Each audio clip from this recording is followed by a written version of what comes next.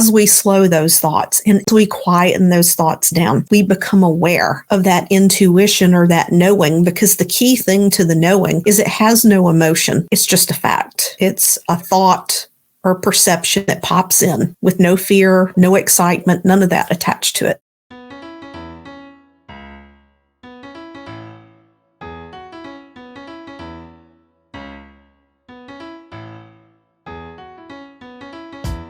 %83 of Americans identify as not very happy, which can hold you back and negatively affect your relationships and your business.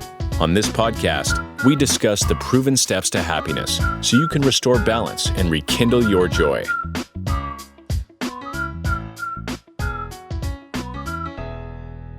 Welcome, everybody, to another edition of How to Be Happier for Entrepreneurs. Today, we have Penny on the show, and as usual, we're going to pack some amazing content in here. Penny, thank you for joining. How are you today? I'm doing great, and I'm really excited to be here. So thank you for inviting me to be a part of your show. You're so welcome. So we're going to jump right in. So I know that you work with successful entrepreneurs. I know it skews a little bit more towards women, you mentioned. But these entrepreneurs feel like there's something missing in their lives. They're doing great, but something's missing. What's the most common underlying issue that you've encountered with your clients, and how do you help them fill that void?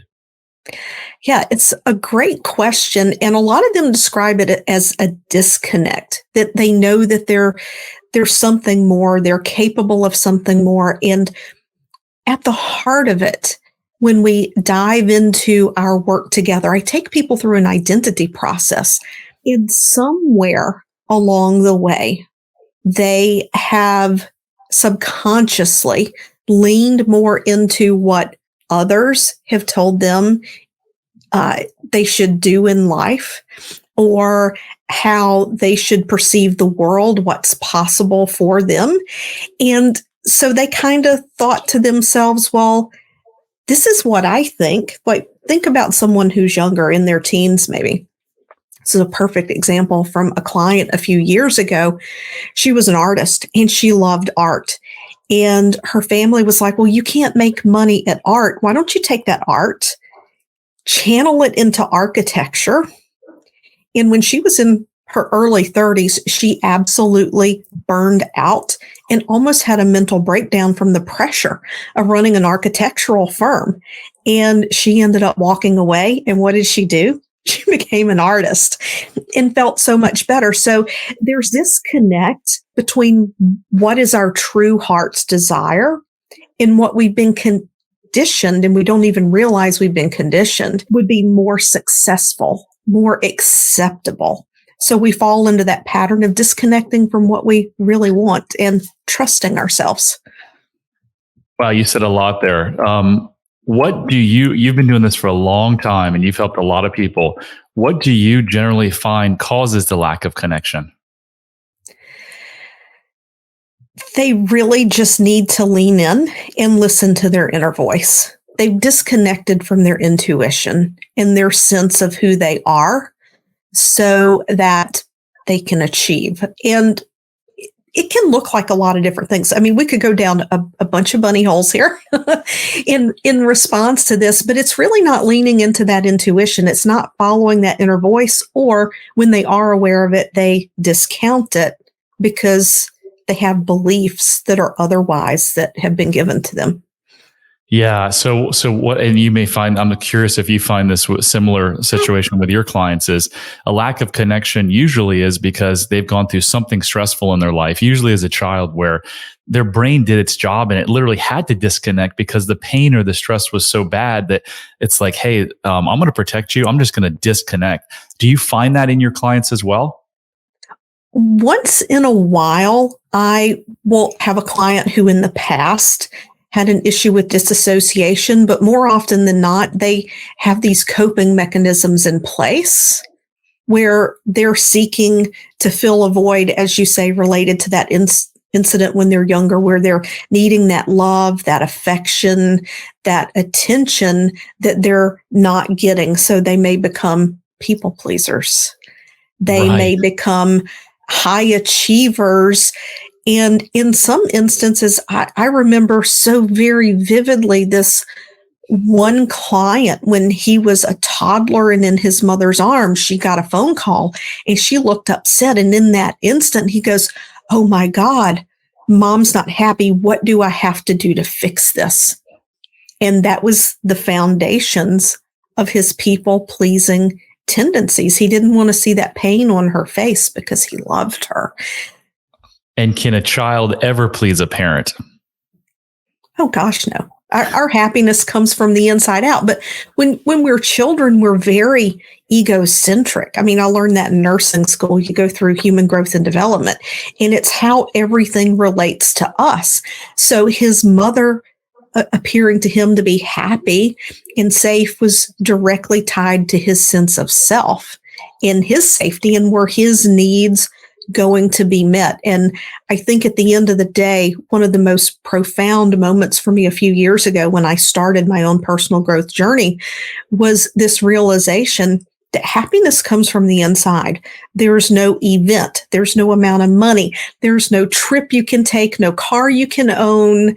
There's nothing that anyone can do to create happiness inside of you. Now, can we have joyful moments as a result of these things? Yes, but it all comes back to our baseline state inside. So if I could drop my mic, I would have dropped my mic, but I can't because it's on a stand. But that was worth its weight in gold, what you just said, Penny. And if you're listening to this and you're struggling in any form, any area of your life, whether you're dealing with weight issues, whether you're in a terrible relationship, whether your health is bad, I mean, we could go on and on and on and on. What Penny just said is the answer to everything. For 47 years, Penny, I chased everything outside of myself. Let's make millions. Let's buy a big boat. Let's have 80 houses. That'll make me happy. Let's get this certain woman. And over the last 2 years, just like you have figured out, there's nothing outside of yourself. Like everything you ever need to be happy is right here, right now. So if you're searching for happiness somewhere outside of yourself, I'm sorry to say that you're going to be looking forever. You're never going to find it. Exactly. Never going to find it. So in response to my first question, you also said that people often do what others want them to do and they don't do what they want to do. And that comes into the people pleasing that you were talking about, right? Can you talk a little bit to that? The doing what others want to do, or the people pleasing aspect, because to some level, it can be so subconscious. We don't even realize that we're doing it, especially when we grow up in an environment. Let's take, for instance, I grew up down south and in a rural area. And it was kind of pretty much expected that when you grow up, you're going to either go to college and get a job, or you're going to get a local job. You live close to family. You don't go away. And when I went to nursing school and I moved 35 miles away, once I graduated nursing school, it was like the earth shook. But so many people I know, this is their reality. And I still know people I went to high school with that this is the way life is supposed to be, and they've never imagined anything else. And it's what our parents and our community taught us. So that's one level of following through on things and really not leaning into what we want to do. It's like, oh, well, this is the way life is. This is what I'm supposed to do. And then there's the people pleasing, where we have something happen and we realize that, you know what, when I get A's, mom's happy. When I'm playing sports, dad shows up. And I know I'm being a little stereotypical in the sexes there, and I don't really mean to, but that's just the logical way that it plays out as I say it. But we get validated through certain actions. And for a lot of people, they may hear things like, oh, you got a 98 on a test. Why didn't you get the 100? So then we just strive even more to get that approval, or to release the pressure is another aspect of it. So that's another example of searching for love and happiness outside of yourself. So we're programmed as a child. You just gave a great example. And now some people spend the rest of their lives trying to people please. I'm going to put my well conditioning and my health in the background because I got to take care of everyone else. Gabor Mate is one of my mentors. He's been a physician for 40 years. And he says some of the sickest women with breast cancer come in, and one of the diagnoses, then the doctor said, you have breast cancer. The lady's response was, well, oh my gosh, how am I going to be able to take care of my husband? There was nothing wrong with her husband. So she was in that situation because all she ever did was give. Again, looking for love because something happened to her in her childhood where, like you said, she didn't feel loved. Her parents didn't show up to something. And this was her way of trying to fix it. I was in healthcare for 25 years, critical care, and then anesthesia for 15. And when we would have patients who did experience cancer and aggressive cancers, the common theme I would hear from the surgeons is, I don't understand why this patient, they are the salt of the earth and they do everything for everybody. And they just said, really, why? The reason is they had that, right? Yeah, that's what I heard too. The nicest people in the world. Why is this happening to the nicest people? Because those nice people aren't necessarily nice to themselves. They put everyone else's needs ahead. So if you're listening to this and this is you, the best way that you can take care of other people and be the best mother, sister, whatever, friend, is to take care of yourself. Love yourself first. Put your mask on first. That's why the airlines tell you that. Amazing stuff. I love it. So you're obviously an advocate to listening to one's inner voice and becoming one's own authority, like reconnecting, as you mentioned. Can you share like a specific exercise or techniques that our listeners can immediately implement to start kind of tuning into that inner voice more effectively and getting reconnected? Yes. To tune in, we have to stop the chatter. We have to stop the mind chatter that happens. And I challenge my clients in the people who join my Facebook group, take 15 minutes. Start with 15 minutes. It's better if you do longer because then you really see what's going on. But take 15 minutes, no phone, no pen, no paper, no conversation, no pet to pet, no music to listen to, no TV. Just absolutely sit in silence and notice what happens in your mind. Are you having thoughts of, this is ridiculous, I need to get up, I need to go be doing this? Or, why are you doing this? This is a ridiculous idea. We get to see what's going on underneath the surface. And once we become aware of what's going on underneath the surface, then we can choose to stop those thoughts. And as we slow those thoughts and as we quieten those thoughts down, we become aware of that intuition or that knowing, because the key thing to the knowing is it has no emotion. It's just a fact. It's a thought or perception that pops in with no fear, no excitement, none of that attached to it. So that can be really hard for someone who has a racing mind. If you're a people pleaser, you're likely spending a lot of your life in the fight or flight state, right? So if someone hears that, they're like, oh my gosh, I can't sit still. Well, the first time you rode a bike, it wasn't easy, right? What in life that's really good isn't worth putting in some effort? So Penny, I love it. I mean, you can sit still, you can call it meditation, whatever you want to call it, right? But it's getting quiet and turning down there's something in your brain called the default mode network. And it's turned up really high with people who have anxiety and depression. And when they look at monks and shamans who have spent thousands and thousands of hours meditating, their default mode network is turned really, really down. So like you said, put the phone away, go get out in nature and just reconnect with yourself. And it will get easier as these thoughts come. Don't beat yourself up. Just let them go. Let them come like a river, a leaf floating down the river. Just comes and it goes. Don't try to stop the leaf. Don't try to, stop the river. Just let it come. And each time that you do that, it's going to get a little easier, right? Absolutely. And it's just that awareness and just to, like you say, just to observe. Don't beat yourself up over it, because every so often I get a high achieving client and they want to shut down every thought. And they're like, oh my God, it's exhausting. I'm like, no, just observe and let it go and say, okay, I'm going to bring myself back to the present moment and go back to the present moment. And I love what you say about getting outside. I think we had talked about that before when we connected. I love to go outside when there's too much going on here in the office. I will just shut everything down and go walk barefoot in the grass outside. And walking barefoot in the grass, they literally have scientific studies that show that connecting to the magnetism of the earth, or just being grounded to the earth, reduces inflammation. And inflammation is a cause of, I think, like 76% of all diseases. So we saw it spike in, this isn't my original thought. I read this recently. When rubber-soled shoes were introduced to us in the last 100 years, we saw illnesses start to spike. And maybe it is because we weren't connected. So you said something at the first that I thought about and then I forgot. I want to come back to on my first question. And that is life's purpose. You have a lot of people who are like making a lot of money, and maybe they're healthy, maybe they're not, but there's something missing. And I'm guessing often it's that life's purpose. Do you find that? Because I have found that once people do the work and they quiet that crazy mind and the proverbial lion that's chasing them, they often are like, oh my gosh, whatever it is, this is what I'm meant to do.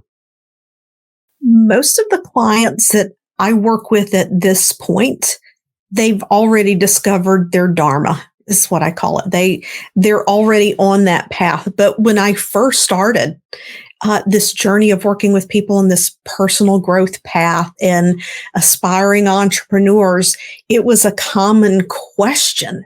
And they're like, what am I supposed to do? I want hypnosis. I want to know what my purpose is. And I'm like, the way you find your purpose is you get curious, start to play again, see what feels good and follow the breadcrumbs. Because I did a lot of things before I became a hypnotist. And when I became a hypnotist, I did a lot of things before I found this specific path that I know is my work. Yeah, I love it. I did too. When I went through my transformation, within weeks, maybe months, probably within weeks, I knew that this was my purpose. So if you're listening to this and you're struggling with, oh my gosh, I'm 30, I'm 40, I'm 60, I'm 80, I don't know what I'm supposed to do, there's a really good chance that you have some of these childhood programming that's keeping you in a fight or flight, that's keeping you from finding it. And as soon as you kill that proverbial lion, by starting to do the work that Penny and I are talking about, your purpose might come. So you mentioned hypnosis. And I know in the last session, you talked about there was a couple hypnosis sessions that you went through personally as a client that really were turning points in your life. So can you walk us through what those experiences were like and how it led you to lasting change, and how can someone decide if hypnosis is a good fit for them? Yeah, so that's a really great question. It's a deep question. When I first became aware of hypnosis, it was when I was doing some research for a project I was working on in anesthesia, and I came across the body of evidence for hypnosis in the treatment of acute pain. And so it just kind of stuck in the back of my mind. And after a few years, I came across a hypnotist who was also a nurse anesthetist, and I took the training. And I think I had shared with you, I took it for the credits. But in the class, he had called me up as the volunteer on the day he was demonstrating glove analgesia. And if you don't know what that is, that's where through the power of suggestion, you can numb a body part. And he numbed the back of my hand while I was in hypnosis with his words, no local anesthetic, and he clamped a surgical clamp shut on the back of my hand. I heard it. I knew what he was doing. I could tell he was touching me, but it did not hurt. But he had clamped it so tightly, it left the mark on the back of my hand for 2.5 hours. It was in that moment when I knew I had to let people know how powerful the mind was. Now, during that time, there were some things going on in my personal life. My stepmom was ill. My dad had Alzheimer's. I was the one managing their care from 1,300 miles away. There were a lot of things going on. And they both passed away within 10 months of one another, 2013 and then 2014. And my husband wanted to move to my childhood home. Now, during all that time, even while taking care of them, I managed to open my hypnosis practice, and I fell in love with helping people. It lit my soul on fire. But when we moved from Connecticut to Mississippi, I closed my part-time hypnosis practice, and my anesthesia job here did not allow a schedule for me to continue to do that on the side. And every day I grew increasingly unhappy, more frustrated.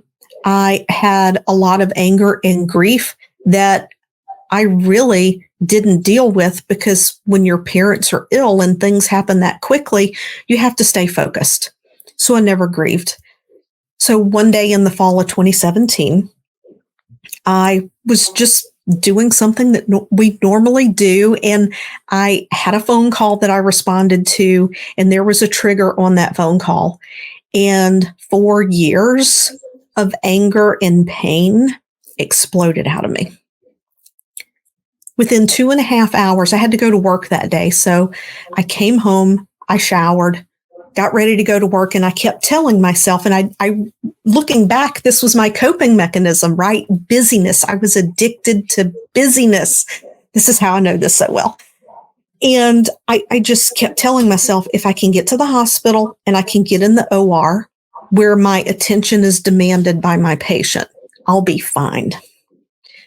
And I started the hour drive to work. And about 20 minutes out, I had this thought enter my head: if I cross the center line, I'll miss my golden hour. And if you're not familiar with trauma, that golden hour has to do with your survivability if you're in a major trauma. And that made me angry. I'm like, why did you have that thought? That's awful, right? You have so much to live for. So then that anger turned in on myself, and I went into a spiral. By the time I reached the hospital and I pulled in the parking garage, I had tried to call several people. Everybody was busy. Everybody was at work. The thought entered my head, if you just go into the back of the OR, you can pull out some propofol and fentanyl. And by the time anybody finds you, it'll all be over. And that scared me.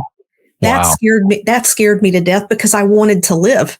This is the war I was fighting in my mind. And 2.5 hours earlier, I had it all together, so to speak. Yeah. I felt like I had it all together. So fast forward, I got some help. I got some counseling. I was on antidepressants. I was on anti-anxiety meds. And it was just enough to keep me off the edge. The counseling wasn't working. And in my hypnosis training, I had trained in some advanced techniques that included forgiveness work and age regression. And I had used those techniques and I knew they worked, but I had never used them for something like this because it's out of my scope of practice as a hypnotist. So I asked my counselor, I said, I want to go to my mentor. I want hypnosis sessions. I know exactly what needs to happen. So she gave her blessing. I reached out to my mentor, and after 3 sessions, just 6 hours of the inner work, my life did a 180. It was like you had a smoke-filled room, and all of a sudden you just waved your hands. Wow. And the air was crisp and clear and light, like a fall morning. Wow. My husband was like, what happened to you? Like, you're not bitchy anymore, excuse my French. And I said, what do you mean? And he goes, your tone of voice. It used to be your tone of voice, like your whole tone of voice has changed. I think for 6 months we didn't have a crossword, but it was in that moment that I became aware of just how life-changing hypnosis could be for somebody. So incredible. And what a story. So I can assure you that someone's listening to this saying, what? They put a medical clamp on her that would create a lot of pain and she felt nothing. And they're like, that's impossible, right? I would have probably been that person 3 years ago. But after doing all of my research and now employing hypnosis to help so many people change their lives, I'm not. And I read a book in the last couple of months. I haven't gotten through it. I'm reading like 5 books at one time. And it was about a hypnotist from the early 1900s that actually went to the Mayo brothers before it was the Mayo Clinic and taught them how they can use hypnosis to reduce the amount of anesthesia that was needed to give to the patients. And they were blown away. Some of them did surgeries with no anesthesia. Yeah. I've met women who have had babies with nothing, but they were in hypnotic state, and they're like, it was nothing. It was amazing. So if you're a skeptic, I get it. I was too, and I'm sure you were too, Penny. But is there? So to my second part of that question, how can someone decide if hypnosis is a good fit for them? I think that you have to be in a state that you're ready for change.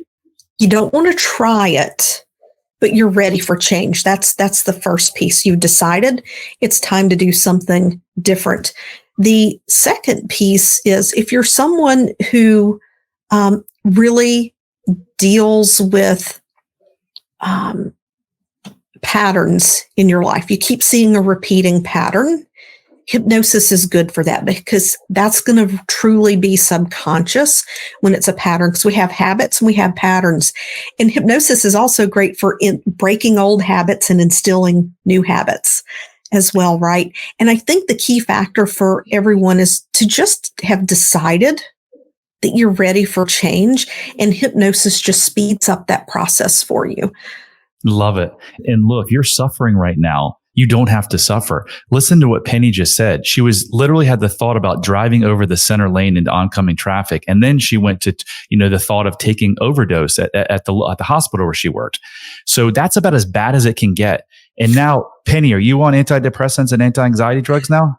No, actually, within 2 to 3 weeks after those sessions, I reached out to my doctor and said, look, I want to wean off the antidepressants. And I had already slowly come down on the anti-anxiety medication before I had those sessions, because the medication they had me on had a high addiction rate and it had a high propensity to create seizures and other problems. So as a healthcare professional, I was just trying to find a way to cope. But with the antidepressants, you don't want to stop those cold turkey. And she goes, I don't know. You were in a really bad place that day. I said, I know, but I'm good now. So about 2 months later, she finally agreed to let me cut them in half. And 2 or 3 months later, she let me stop them. And I've been on nothing since. So again, no matter where you are on your journey, if you're suffering massively, if you're suffering a little bit, you don't have to suffer. And Penny and I have found that hypnosis is an amazing, amazing tool. And it's not what you see in the shows. It's just a deeply relaxed state where we can access your subconscious mind. That's it. So Penny, as we wrap up, tell us, you've worked with so many clients and this show is for entrepreneurs. Can you give us a case study of a client who came to you who was, again, making some money, doing fine, but really wasn't doing fine, like something was really missing, and you helped them turn that situation around? Oh, absolutely. I would love to share the story of Mary Therese. I actually have an interview that I did with her. This is all public, what I'm going to share. I would never, ever, ever breach a client's confidentiality. But she has a successful bookkeeping business. She's highly niche. She only works with interior designers, and she had a business coach. And this business coach had helped her to build out a plan to grow her basically solopreneur business into an agency. It's what she wanted. And they had this plan, and she just wasn't taking the action. She had been deep into spirituality. She'd been using self-hypnosis. And I happened to do a masterclass, and she reached out to me and she's like, I'm still dealing with this lack of confidence. Like for some reason, I have this imposter syndrome that I cannot do this. So she and I connected. We worked through, where she felt the beliefs were coming into play. And after our very first session, she started making decisions and implementing. That was in mid-December. In January, she had her largest month ever. By the time we wrapped our work in February, she and I chatted. We got together for the interview in early March. She was on track to triple her revenue year over year. She had hired a couple of employees. And at this point, I believe she has 6 employees working for her now. She's looking to hire a couple of more because she has a wait list of clients, and she has brought on her dream clients. And so she and I still stay connected, because you can imagine on Entrepreneur Journey, we hear that story like new level, new devil, right? So she and I chat occasionally just to kind of keep tabs on how she is adjusting with this. I mean, it's been massive, massive growth over the last 8 months in her business. And it was confidence and imposter syndrome. And what we did was we just went in and took care of her need to fix other people, and just loving and trusting herself to do what she actually wanted to do in life. That is an amazing story. And if you're in that similar situation, if you're ready for change, we can help you. So with her, were there other areas of her life that changed and got better after she went through and did this work with you? There are. I mean, she noticed some shifts in her relationship with her husband. And I think the biggest thing, and this is going to be a stretch for people who haven't done spiritual type work. And when I say spiritual, I mean inner work. It's not a religion or a process. To move into state of being at peace, allowing people around her to have their own journey, and not being of the mindset that if this person in my life does this, then I can be happy. Because if they don't do this, it's going to affect my future, so I can't be happy. So becoming aware of attachment to expectations and moving into a state of acceptance. And that state of acceptance doesn't mean let people walk all over me. It also means knowing what you're available for and having healthy boundaries and being able to communicate that in a loving and compassionate way. Amazing, Penny. Literally, I could speak to you till midnight tonight. This stuff just fascinates me, and that's why I know it's my purpose. Yeah. Penny, how do people get in touch with you if they want to work with you or just inquire? Yeah, if you want to just connect with me and chat to see if you're ready for hypnosis or if we might even be a fit, because I think energy is so important, you can message me on Facebook or Instagram. On Instagram, it's at penny.chiasson, or you can search the Inner Voice Authority and I will come up. Over on Facebook, it's my personal profile, penny.chiasson.7. Can you spell that for us, for the listeners? Yes. Last name is Chiasson. Amazing. Well, I thought that was another amazing show. Penny, thank you so much for being a guest.